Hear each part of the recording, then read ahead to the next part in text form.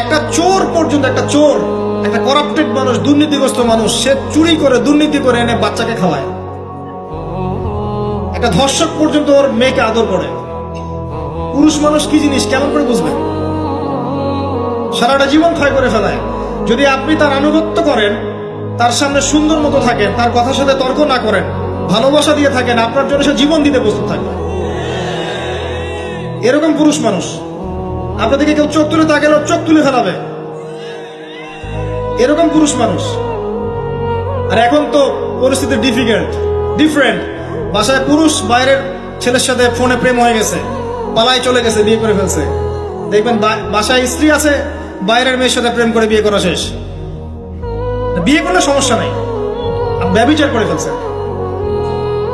বিয়ে সে করতেই পারে, সে যদি সমতা রক্ষা করতে পারে, সেটা তার ডিফারেন্ট ইস্যু, এটা অন্য ইস্যু। তো স্বামীর আনুগত্য আপনাকে কিভাবে বুঝাবো? এটা দাসত্ব নয়।